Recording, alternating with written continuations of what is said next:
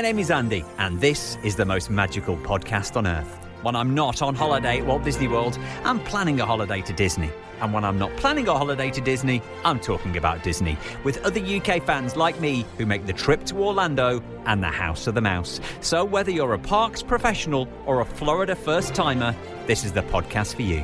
Each episode, I'll be chatting to other Disney superfans to share memories of their magical times, answering your Walt Disney World questions, getting you all the latest news from the parks, and finding out what's happening right now in Orlando. So get your ears on as we take you to the most magical place on earth. This is the most magical podcast on earth as part of the Secret Recordings Network. Welcome to a brand new episode. We'll be joined by Matt on this episode, talking all things Walt Disney World, some of his memories and his favourite things. We also have news about Mickey Mouse's new boss and got some of your questions to answer. If you want to get in touch with the podcast, just reach out via the socials at PodMagical on Instagram and TikTok and Facebook and X. If you want to send me a message, any planning questions or anything to do with Disney World, drop me a message. I'll do my best to answer it on the podcast one episode. This one comes in from Alice. We are going to Walt Disney World in summer for 2 weeks. My little boy is a massive space fan and we'd love to do a day at the Kennedy Space Center. We won't be having a car. Any ideas? Yes, I've got ideas. Well, obviously you can rent a car, but you probably don't want to do that. If it was me, I wouldn't want to do that. And in fact, I have been to Kennedy Space Center twice, once as part of a big tour around Florida. And the second time we did a day trip. So we were staying on International Drive and we did a day trip. So the coach picked us up at like 7 o'clock in the morning, took us to Kennedy Space Center and dropped us back. Now, I have checked on this. And Florida Ticks do something very similar. You might have had things from Florida Ticks before. Florida and then TIX, all one word, FloridaTix.com. You can get tickets to Kennedy Space Center, but if you scroll down, if you look at all tickets when it comes to Kennedy Space Center, you can book tickets with transportation, and they will pick you up from Kissimmee, from the Walt Disney World Swan Hotel, and from Icon Park on International Drive. Pickups between 7 and 8 in the morning. So they'll pick you up. There's 3 places in Orlando that they'll pick you up, take you to Kennedy Space Center, and then they will bring you back to the same pickup spot. So you can book your tickets with transportation, and then you don't need to worry about driving and hiring a car, and your little boy can go and enjoy his adventures in outer space. Let us know if you go. Tag us in your pictures at PodMagical, and that's where you can go if you want to be a podcast guest, or if you've got any questions, give me a shout at PodMagical. On this episode of the podcast, let's chat all things Walt Disney World with Matt. Welcome to the podcast, Matt. Hello, nice to be here. Let me ask you the big question. Why do you love Walt Disney World? Because I know you've been loads. Yeah, we've been loads. Why do we like it? We love it. It's just it's like a safe place. We've been so often now.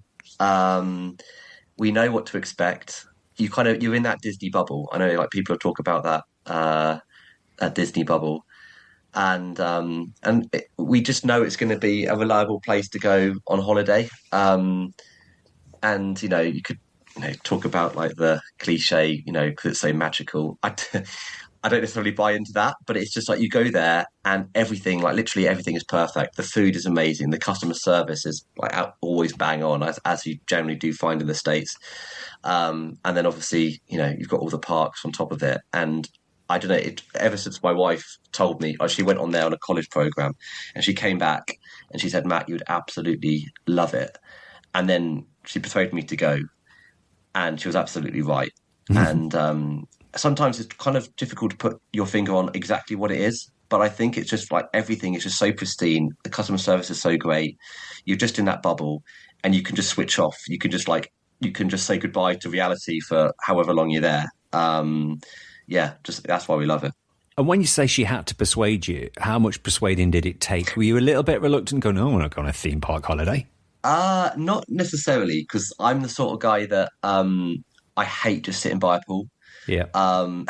So I always need to be doing something. I can't just sit on a beach on a towel and just read a book. I need to be doing something, whether it's, rather than sitting on a beach on a book, I'd be out surfing if I could surf, or windsurfing, or doing something. Do you know what I mean? So when she said, you would absolutely love it. I didn't need that much persuading, and I was very lucky. I was able to go as a child, so I, had a very distant memory of loving it then, and so I was like, yeah, why not? I didn't really think. I can't remember thinking much of, uh, or think of any reason why I would have been reluctant. Um, so yeah, it was quite an easy chat, and then yeah, sorry, and then obviously we did it kind of as cheaply as we could because we were just coming out of university. But I can say it's not as cheap these days. I can tell you that. So she was working out there then. Did she do the exchange program, the cultural exchange program? Yeah, so she worked in Animal Kingdom on one of the like retail outlets as you go in on the left hand side as you walk down towards like the big tree in Animal Kingdom, the Tree of Life. Yeah. So she worked out there over the summer, and made like load of good memories, load of good friends. And then she came back, and then the following June, I think it was, we went out there together, and I can remember it. I can remember getting out of the hotel and feeling that humidity and that heat for the first time. I can never forget that. The first time you went as a kid, then, were they kind of like hazy memories? You not remember much about that? Yeah, I tell you what, it's weird. Like the only real memory I have, it's really odd, is going on one of those subby bikes around the boardwalk, and I don't think we stayed on Disney property. I think because my dad was working out there I think my mum and dad at the time were able to kind of take my brother and I out there as well. And we stayed in a kind of a hotel outside of Disney. And then I think we maybe went to like the parks just for like maybe like a few days or something. So yeah, it is hazy. And also the other memory I have is going to, oh goodness, Tom, my memory fails me now, but the water park that's since shut, where they're building that new DVC resort, but it closed ages ago. You might know what I'm referring to. Yeah, it was before my time. Was it called Splash Landings or something like that? It's based near Fort Wilderness, like where they're doing exactly that new DVC resort. I remember kind of like bits of there as well and how it was laid out. So it's kind of weird, like seeing like old like YouTube videos of that place because it kind of brings back the memories of that. But other than that, strangely enough, I can't remember going to Magic Kingdom or any of the other parks. Really, it's just it's quite hazy those memories. Nobody ever does. Like first time you go, even as like an older kid or even an adult, it's like the memories. It's never Magic Kingdom. They're the things that you would think of people walking down Main Street and seeing the castle for the first time. But early memories, it never is. It's like MGM or seeing the Epcot Ball for the first time. It's really strange. It's never Magic Kingdom. But anyway, there you go. Yeah. And what do you remember then about going again for your kind of second first time, if you like? Yeah. So, I mean, the first thing I remember was just the heat because we went in June, and I remember stepping outside of the hotel for the first time and thinking, "Oh my goodness!" But I mean, I'm a guy. I don't perform well in the heat. My wife will tell you, like when we went in August for the first time. Went in the summertime for the first time last year, and because usually we would go kind of January. Or kind of November time when it's a little bit cooler.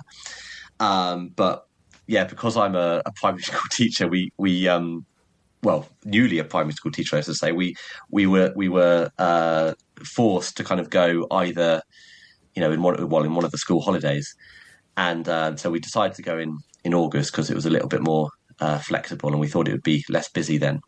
And my goodness, I mean, the heat is just it's intense. I mean, I'm sure we can go on to it, but yeah, the first time I went was in June, and I remember the heat then and the humidity then was so intense.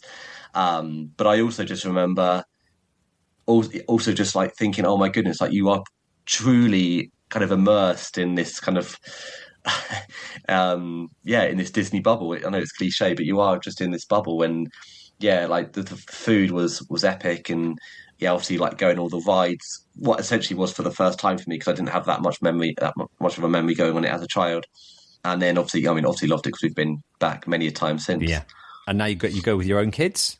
Yeah. So the plan was to go, I think maybe 2020 or something like that. I think around when COVID occurred. And obviously that trip unfortunately had to be cancelled. And then in the meantime, we had two kids.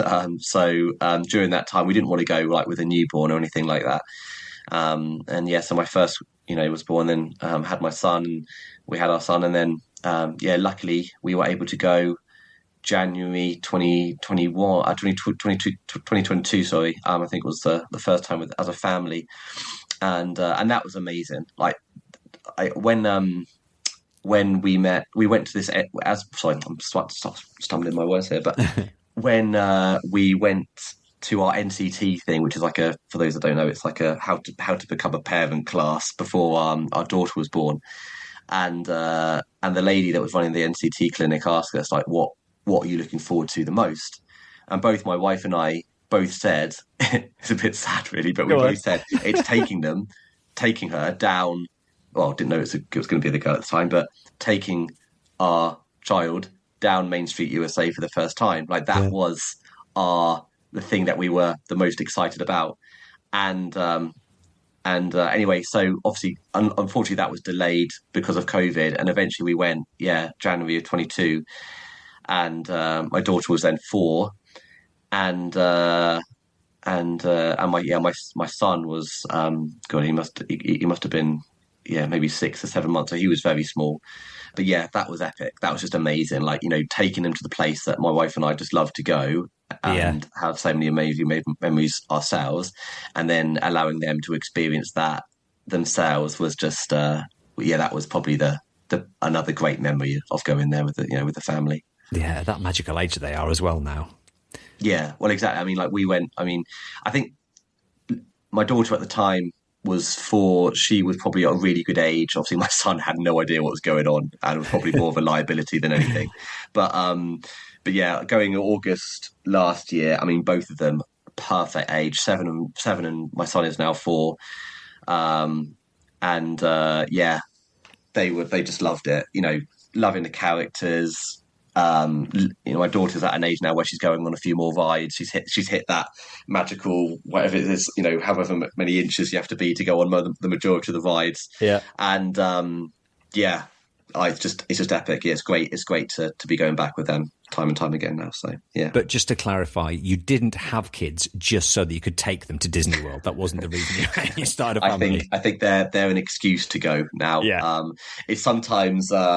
With colleagues and friends, if I say, if they ask, where you go? Oh, wait, we already know where you're going. The people that know me well and know Lisa, my wife Lisa, not well, they know how much we love to go to the most magical place on earth. So, So, well, they say you have 18 summers, don't they? That's what they say. So, well, there you go. And don't get me wrong, like it's expensive, and we know that, and we could be spending our money on other things, but like we always think that actually you don't know what tomorrow's going to bring. I know, so don't want to get too deep, but like we always, with the kids, the age that the kids with the age that they are, we just want to make the most of the time, with them, because before you know it, time will fly by, and they might not want to come with us. I mean, I doubt that very much. I'm sure they'll always want to go with us. I hope they do. As long as you're paying. Yeah, as long as exactly. We just want to just make amazing memories in a place that we love to go to with them, and I mean that's the plan. We don't have. We've just invested in DVC, so we certainly will be going back for the foreseeable future. Well, we'll talk about that in a moment, Matt. Yeah. Back with Matt in just a moment. A news update for you now. The big story. This is not just a big Disney World story. This is a big Disney story. They have appointed a new CEO. This is the big, big, big boss of Disney. The guy's going to take over from Bob Iger. Remember, Bob Iger left, and then we had Bob Chapek, and then that didn't go down very well. So Bob Iger came back. Well, we know that the new CEO, who will be starting at the end of next month, the end of March, is going to be Josh D'Amaro. Now, this guy is not just going to look over the Disney World and the parks. He's going to look over everything. So the parks, the cruise ships, Disney Plus, the film studios, ESPN. It's the world's biggest entertainment company, and he is the man in charge. You thought it was Mickey Mouse? No, Josh D'Amaro. Now, the great thing is for us, Josh comes from a background of working in the parks, and a lot of people have seen him in the parks during his time. He's really worked his way up through the company. So I think this is only a good thing for fans of Disney parks. So congratulations, Josh D'Amaro, the brand new CEO, and Bob Iger will continue to work with the company until the end of the year. Other news coming from Walt Disney World. Well, Dinosaur has closed. We didn't make it, yes. Dinosaur closed for the final time last weekend, as did all of Dinoland USA, which I think they started to demolish already. There's a really cute video, and I didn't even think about this, but when Dinosaur closed, I thought, oh yeah, I mean, I went on that ride about 6 times, each time thinking it was going to be the last time. I forgot about the character meets. Chip and Dale in those cute dinosaur onesies. Yeah, well, they've gone as well now. And there's a great video. They came out for one final wave on the last day before it closed. So have a look. If I can find that, I'll share it for you on the socials. If you want to keep up with any news between now and the next podcast, @PodMagical is where we are. Matt is with us on the podcast. 2 kids, a wife, and he's a teacher. So have you worked out the sweet spot of when to go if you're restricted to school holidays? Bear in mind that you don't like heat. Well, the fact that I don't like heat, we certainly haven't found the sweet spot just yet. I mean, taking away the school holidays, if I were to go at any time, it would have either been kind of late November or kind of late January. We found before the kids and before I became a teacher, those were like literally the best times to go, not only because the weather was just slightly cooler, but that we just found the parks that were just that much quieter. I mean, that being said, I mean, the last time we went in January, actually, it was still incredibly busy. And I think actually the parks generally have just got a lot busier and busier since we first started to go. Now that I'm teaching, don't get me wrong, it's great. I love it. And the school holidays are amazing to have. But it does, it does limit us to kind of certain times of the year. And because Christmas, I mean, if anyone knows the Disney World well, Christmas is a very, very busy time to go. And there's nothing worse than kind of, spending all that money and going there just to stand in what I know you've got to stand in lines normally, but to stand in even longer lines for up to 2 hours, which is never nice. But also kind of Easter time, the Easter holidays, the prices just seem that the flights include, from the UK just seem incredibly expensive.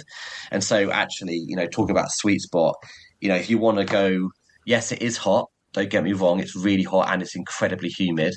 And yes, you've got to battle the rain and, which usually comes around, mid-afternoon every day. But as long as you can be flexible and you can plan and you know what to expect. I mean, August is a perfectly fine time to go. Generally speaking, like the school holidays in the States, they finish kind of late July, early August. So if you can go there, beginning to mid-August and still get back to the UK school holidays, it's quite a good time to go. It's a win. You just got to bear the heat, bearable heat, and of course now because you've got DVC, you'll be going every year for 50 years at least. When did you buy and why did you buy into DVC? We've and ahed about it for so long, and do you know what? Like, it's a big decision to make, like financially, as anyone that's looked into it will know. Do you know what? The reason why we never did was just because we'd never really thought. We thought there might be other places we want to go, but as kind of life went on and the years went by, we just realised actually there isn't. Well, don't get me wrong. There's other places in the world we want to go to, but the one place we always want to go back to, we're always looking forward to going back to, was Disney World. And I know for a lot of people listening to this, they probably think, God, that's so sad. That's probably so depressing. Not people listening to this, man. Well, maybe a lot of people, a lot of people that aren't Disney World, fans like us. But yeah, I think a lot of people might think of it as strange. And I always, when everyone's thinking, oh, why are you going back to Disney World? Why aren't you going to, I don't know, see the world? Like go to Australia, go to Mauritius, go to all these things. And I think, yeah, no, we will do it at some point. But actually, Disney World is that place, like I said at the start of this podcast, it's that place where it feels like, it's really cliche, it feels like a second home. It feels like a place that you can trust and it's reliable. You know what to expect. And so actually just booking the holiday in the first place is less, I feel less anxious about it. And yeah, it just gets you excited. So in the end, yeah, it was really, so it was August last year. And obviously those that go a lot will know that pretty much at every single DVC stand around the parks or in hotels, you have a magnet board. And my daughter has started to, well, I say trade in inverted commas. She doesn't like to trade, but we go and have a look at them all the same. And we went up this DVC pin board in the Wilderness Lodge where we were staying at the time. And before you knew it, we were being shown around Copper Creek or the Boulder Ridge one bed villas, and we signed up to it because in the end we were, we're fortunate to be able to do it. And yeah, and we just thought, well, do you know what? If we're going to come back here time and time again, we might as well. And so yeah, so we did it. We jumped in, and yeah, we don't have any regrets at all. We're already looking forward to going back summer of this year now. And we probably won't be going every year. I think we'll probably go every other year. Save your points up, yeah. Yeah, save your points up, and then and also we're looking forward to potentially taking other people that might not have gone before. It gives us the opportunity to potentially get a 2-bed villa if we want to, and take family or friends out there that haven't been, or have young family, and we can share the experience with them. Yeah, so we're really excited about it. Let's chat about some of your favourite things then, Matt. Let's start. I think you're a bit of a foodie. Am I right? I do like my food. Yeah, absolutely. Okay, then. Favourite places to eat in Disney World? Favourite places to eat now. Yeah, I would say one of the best places I liked was Ohana's at the Polynesian Resort. I loved going there. I tell you what, the other place that we really love is Tusker House in Animal Kingdom. A lot of the character meals, what we find is sometimes, obviously, like the fact you see a character is great, but the food sometimes is it's not as good. Don't get me wrong, there's other places that isn't like that. We also love like 1900 Park Fair at the Grand Floridian. We loved that. Actually, the food there we thought was really good. But, for example, like the Crystal Palace in the Magic Kingdom, we could give that a miss. I think we've been there a couple of times now over the years, and it's like, yeah, we'd give that a miss. But yeah, Tusker House, like in the Animal Kingdom, just the food just seems that much fresher, that much more authentic. It's just something different. It's not chicken strips and chips, although you can get that, as you can everywhere. It's just something else. You can have like genuine kind of African and Asian cuisine there, like curries and stuff, which you can't get many other places. So we love it there. And I tell you what, the place that we went to for the first time in August was what's it called? Homecomin at Disney Springs. Yes. And I'd heard good things about that on social media and watching YouTube videos about where to eat. And I said to my wife, I was like, I really want to try it there. So that's one of the first places we went when we flew in last August. And oh my god, it was so good. What did you have? What did I have? I think fried chicken. What I had it with, I can't quite remember. Donuts? Did you go for the chicken and donuts? No, I didn't. Okay. I should have done. I think. Be brave next time. We'll be going again, so there'll be another opportunity to get that for sure. But the fried chicken there was just so good, and because we had the dining plan at the time as well, we were able to have an alcoholic drink, which was. I think the first time I've ever had an alcoholic drink at Disney World. So having a cocktail on the first day was a good way to get out of the shock of the humidity and I think it was trucking it down with rain at the time. But that was epic. What about favourite rides or attractions? What are you into? Controversial. I love Living with the Land. What is it about that attraction? But I like it at Christmas when the lights are on. You go at night. Yeah, but technically, it's just a good sit-down ride. It's just exactly. I know. I think I keep going on about the humidity and the heat, but it's just a great ride just to go and escape everything. Because it can be quite overwhelming going to the Disney parks. So it's just a great. There's never a queue. Although recently I've seen online that there's suddenly been like a frantic queue to go on it. Or maybe it was the Christmas thing, like you say. But yeah, it's just a relaxing ride. I just feel like I could just switch off. I could almost go to sleep on it. So that's one that I always like. I mean, we don't make a beeline for it as soon as we get into Epcot, but yeah, it's one I can rely on. I think that's a first for this podcast. I don't think Living with the Land has been mentioned. It's been mentioned, but never as a favourite attraction before. Well, there you go. There's something for everyone, isn't there? There you go. Yeah, I mean, yeah, it's not a thrill seekers ride, that's for sure. But yeah, it's I just find it so relaxing and such a it's just a good 15 minutes out of the park, isn't it? Yeah, the other one, I mean, it has to be Big Thunder Mountain. Okay. It's one of those rides that. So when we went with the first time with my daughter, and she was tall enough to go on it, and we did rider swap, and so my daughter absolutely loved it. She could go on, time and time and time again. It's just one of those really accessible, yes, it's a roller coaster, but it's not really scary. It doesn't go upside down. It's just really good fun. Really well themed. Yeah, so I'm hoping that is back open for when we go in August, because it was shut the last time we went. Yeah, they're doing the work on it at the moment. It should be reopened by summer. Yeah, definitely. Yeah, fingers crossed. So yeah, those would probably be the two that stand out for me. But yeah, any attractions that they no longer have, because you've been going for so long, there must be things you've got rid of, and you think, oh, that's a shame. I'd love to take my kids on that. I know it's relevant at the moment. I was disappointed about the riverboat. And Tom Sawyer's Island going. I thought that was one of those things that is. I get it, and I'm excited for the Cars Land that's coming, but I can't help but just think how long that's been there for, and the memories that we've had on it, and going over to Tom Sawyer's Island. Tom Sawyer's Island was another place where you could just go and escape, and it was just almost felt like an exclusive place that not many people really knew about or really cared to go. So it's a shame that's gone. In terms of other places, it's tricky.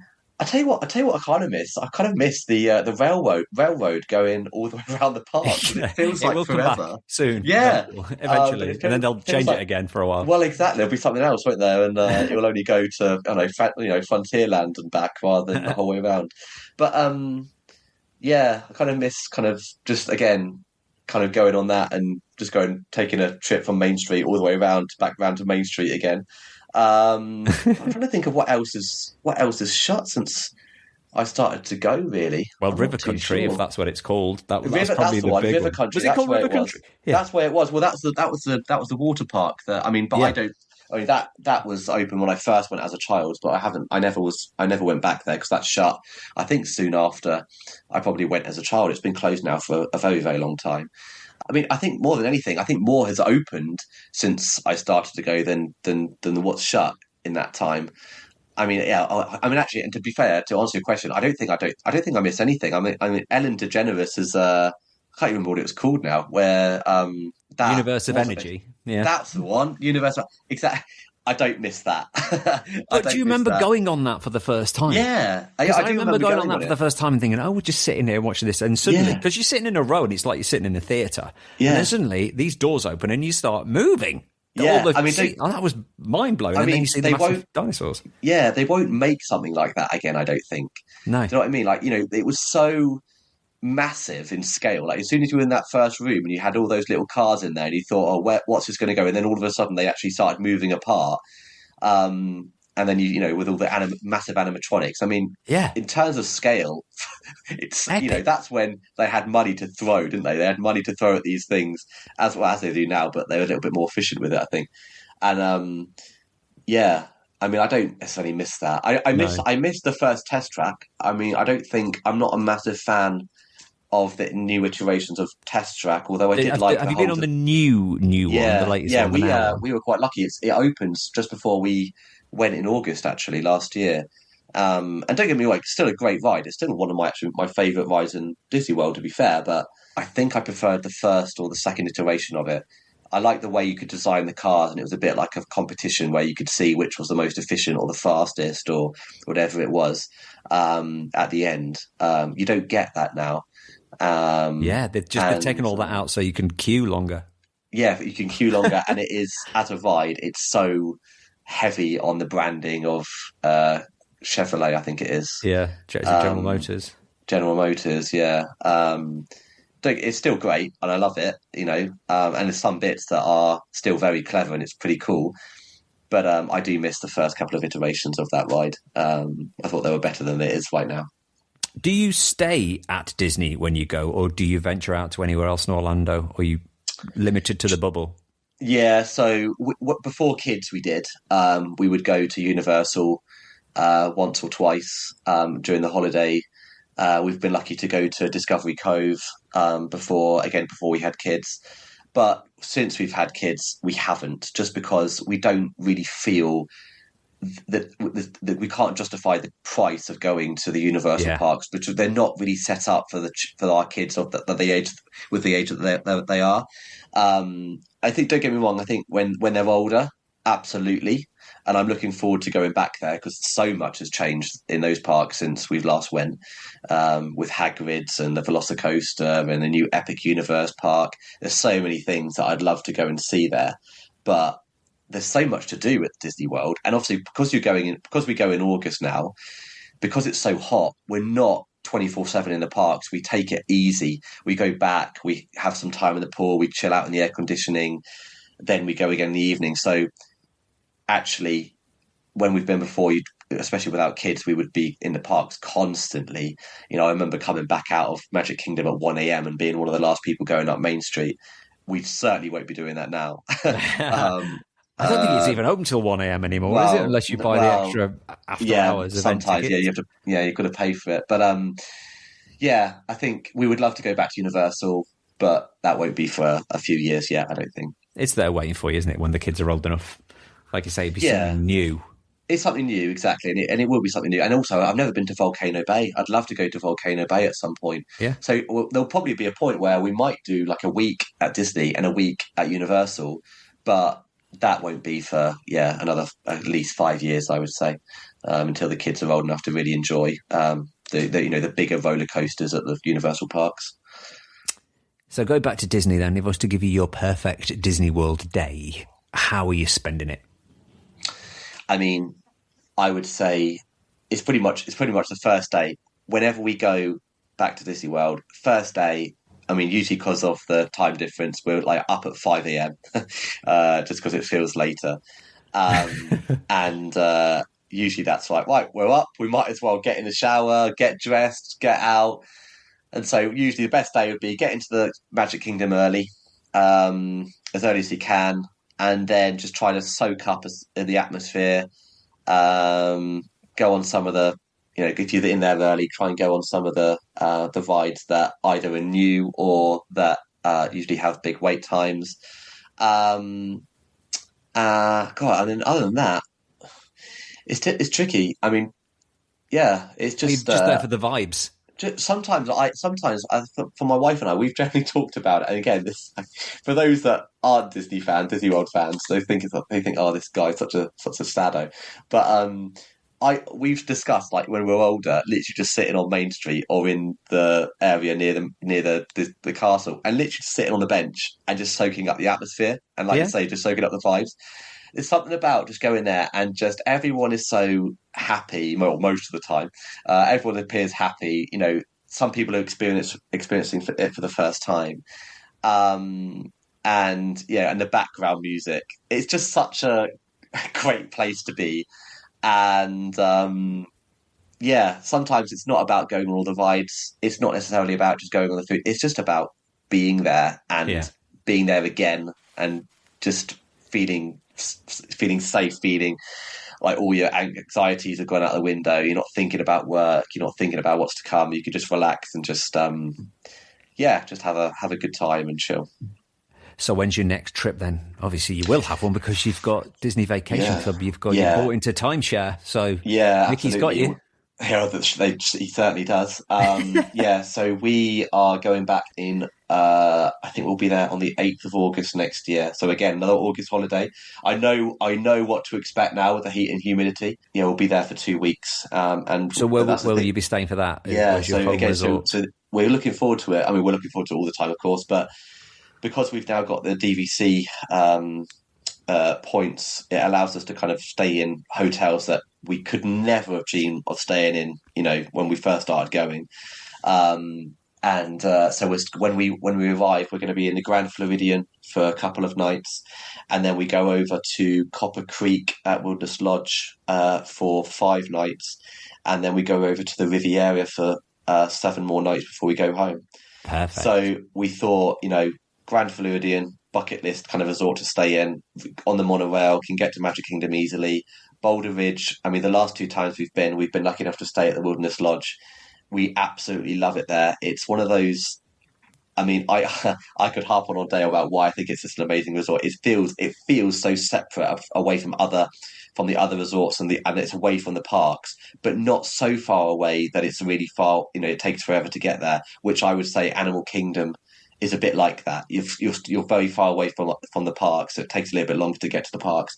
Whereas with Wilderness Lodge, you can get a boat ride to the Magic Kingdom, which I think is just amazing. We love to do that. And yeah, you're not on the monorail loop, which we often find is quite busy. Those hotels are quite busy. But anyway, I digress. So yes, we'll be in Boulder Ridge, Copper Creek for 5 nights, and the Riviera, which is our home resort, as part of the DVC package. So yeah, we wanted to stay in kind of a mix between a Magic Kingdom area and then also the Epcot and Hollywood Studios area as well, with the Riviera, which is obviously on the Skyliner as well. Yeah. So sounds like a good plan. All going to be new for us, so that's something to look forward to. Just be prepared for the humidity, but I'm guessing you're ready for it now, Matt. You're ready for it. Well, literally, we've got everything. We've got the cooling towels, we've got the fans, you name it. We've tried it, and even with everything, I remember standing in line to go into the Lion King show at Animal Kingdom, and literally just dripping and feeling like, oh, will you hurry up and let us into the air conditioning? Let us in. You quickly forget how hot it is, especially at this time of year in the UK, and you're thinking, oh my goodness, it's dreadfully cold and disgusting. But it's also incredibly hot and disgusting in the other end Florida. Of the scale. Yeah, exactly. But I wouldn't change it for the world. It's still worth it. Well, have a great trip in summer, Matt. Thank you. Thank you for chatting to us on the podcast, and have a magical day. Thank you very much. Good to speak to you. Thank you very much. If you fancy coming on the podcast for a chat yourself, you're thinking, listen, I love that podcast. I've got a lot to say about Disney World or any of the other Disney parks. Get in touch. We'll sort out a time. We'll get you on the podcast to share your Disney memories. At Podmagical is where we are. If you're going to go to Walt Disney World over the next, this weekend actually is going to be busy because this coming Monday is President's Day. So a busy weekend in America, a holiday weekend in America. If you are going to be going this weekend, so that'll be busy. And then the next few weeks, things that are going on. We've got Festival of the Arts at Epcot that runs for the next week and a half, I think, if I'm not mistaken, next couple of weeks maybe. Mardi Gras has already started over at Universal with the Mardi Gras floats where they throw the beads, and there's live performances every weekend as well, including Portugal the Man this weekend. And then next weekend at Universal, you've got Joey and AJ from NSYNC. So a lot going on. Still a bit fresh weather-wise over there as well. Now, usually when you get into February, it starts to get a little bit warm, but there has been some really cold days. There's been a few cold snaps so far this year, so if you are going to go, make sure you're just prepared with layers. Hopefully shorts and t-shirts should be fine. Maybe you need a Spirit jersey or a hoodie at night. Maybe you might even need jeans. Who knows? It's very up and down at the minute, so make sure you pack for every occasion weather-wise over the next few weeks. Ending the podcast with a top tip. Now, this is essential if you are going at the moment. You want to get the exclusive elusive castle photo on Main Street in the Magic Kingdom. Well, make sure you're prepared to have that photograph in the afternoon or evening, because they are currently repainting Cinderella Castle. It's going back to its original colours, and they're doing that. They're doing it overnight, but they've drained the moat, and there's cherry pickers, and you'll still see them in the morning. So if you don't want to have pictures where you have to ask ChatGPT to get rid of a cherry picker out of it, then go back in the afternoon, and that is when you should get your castle pictures without that crane in the background. And tag me in those pictures as well. At Podmagical is where we are. I'll be back with a brand new episode in 2 weeks, so hit that subscribe button, however you're listening, whether it's Spotify or Apple. Subscribe, it'll be there for you when the next podcast comes out. And until then, thank you for listening, and please stand clear of the doors.